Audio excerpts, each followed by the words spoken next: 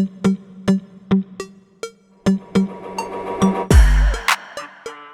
this is Diana. This is my Trailblazers of the Universe YouTube channel. On my channel, I'm helping you fearlessly and unapologetically live your best, most authentic life. I am helping you break through your barriers and transcend any limitations you may have. If that sounds good to you, make sure to hit those like and subscribe buttons. On March 25th, 2024, we have a lunar eclipse in Libra, or also known as a full moon lunar eclipse in Libra. So the topic of this video is going to be 5 things to expect for the lunar eclipse in Libra 2024. I will also be adding in my tips to work best with this energy with the 5 things to expect as well. What is a lunar eclipse? A lunar eclipse is when the Earth is between the moon and the sun, and the Earth's shadow falls upon the surface of the moon. Eclipses are known to be portals of intense periods of change and transformation. So anytime you have a lunar eclipse, you have a full moon. It's more feminine energy. It's energies that help us complete a journey or a cycle or shift the course of our lives into the direction it's supposed to be going, or more in alignment with our highest self or best self. So lunar eclipse is known to be a more emotionally charged, supercharged full moon. It's a good time to release the past, which I'm going to go into in a little bit. And lunar eclipses are also known to stir up emotions and feelings from the past, but it's a good time for healing and transformation. Truths may be revealed during a lunar eclipse. There could be more roadblocks, endings, detours, but it all has a purpose. So with this lunar eclipse being in Libra, we know that Libra is a cardinal air sign. The themes of the Libra sign are harmony, balance, beauty, and relationships. They're ruled by the planet of Venus. So we're thinking more feminine energy, right? Which goes with the full moon. So the 5 things you should expect for this lunar eclipse in Libra 2024 are: number 1, a big focus of this lunar eclipse, I think is probably the main theme, is going to be releasing karmic patterns. And when I say release karmic patterns, I'm talking about with people. I said that the main theme of the Libra sign is relationships, right? So we want to really work on releasing our karmic relationship patterns. We want to evaluate the relationships in our lives. Are they reciprocal? Are we giving more than we're receiving? Are they draining us of our energy? Are we feeling burnt out? Are they having a toxic effect on our lives? Also, we need to take responsibility for how we're showing up in the relationship. This might be a good time to release limiting beliefs, any feelings of low self-worth or insecurities. It's a good time to take a look at that without judgment, having radical acceptance of yourself. Another question asked, do these relationships you have, do you feel like you're going back to your old self? Do you feel like you're contracting when you're with these people? Or do you feel like you're expanding and growing? These are just ways to evaluate the relationships you have. You know, taking responsibility and making changes to improve your relationships. You know, relationships aren't just one way, right?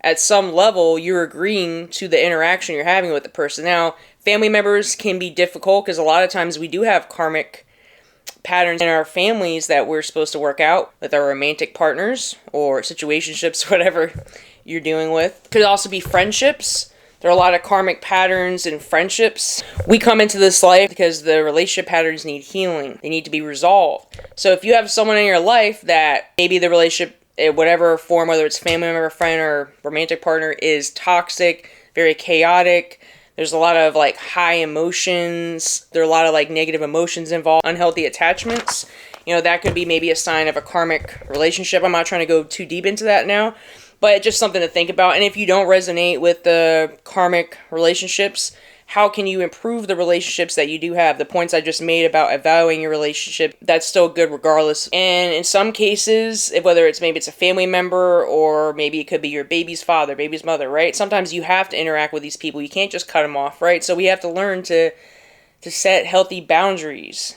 Sometimes it could include cutting people off or just speaking your truth and communicating your needs and see if you can resolve it. It's not just about putting out your needs. It's also about hearing their side of what's going on and not just responding to responding to actually listen and to improve the relationships that you do have in your lives. Sometimes we have trouble moving forward or evolving in the relationships we're in, or because we can't let go of something that happened in the past. Maybe there's something we did that was wrong.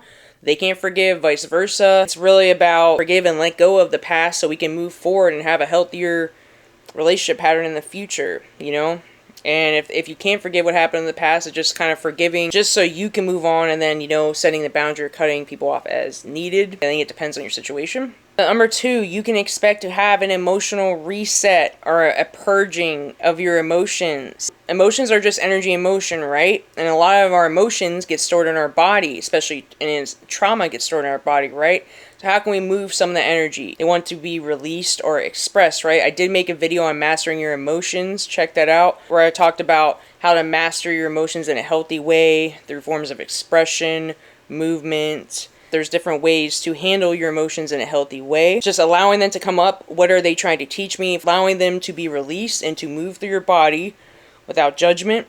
And when we do that, we're going to be bringing ourselves back into more balance and having more stability, which is the theme of the Libra sign anyway. So this also brings me to number 3, releasing what is throwing you off balance. So what in your life is throwing you off balance, is making you feel like out of balance? It could be the way you're thinking or feeling. It could be habits, routines. It could be addictions. What's leaving you feel drained and feeling off, burnout? Could be like foods, it could be content you're consuming, it could be people you're interacting with, which goes back to number 1.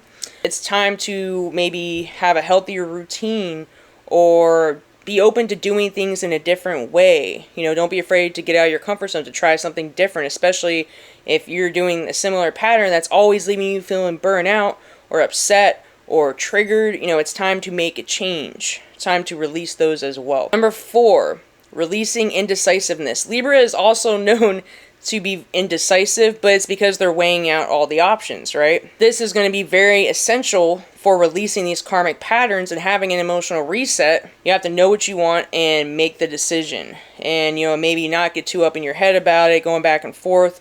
You know, make the decision that's best for you. Obviously, easier said than done.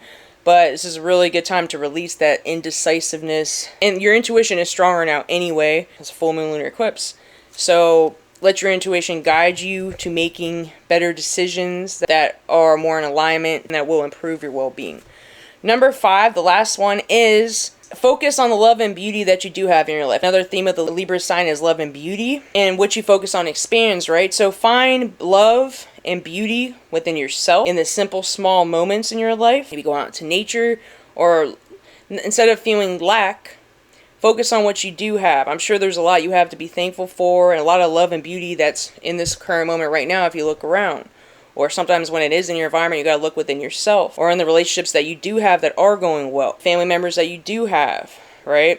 That you have good relationships with. Or maybe your romantic relationship, there is love and beauty there. Sometimes you have to just focus on it. We get so caught up in the rat race in life and going at a certain speed that we forget to appreciate the love and beauty that we already do have in our lives, in every area. In the simple moments that we sometimes overlook or ignore. Take it easy. If you're feeling overly emotional, it's a good time to do more self-care in general, I think, during full moons. Some people feel really energized, and some people can feel really overwhelmed. So also listen to your body. If you need to rest more, slow down, take a step away from social media, you know, take a step away from people. I usually find that in full moons, it's a better time to be introspective, to go more within more and take space from, you know, things that aren't serving you, or take space from things that are burning you out or making you feel overwhelmed.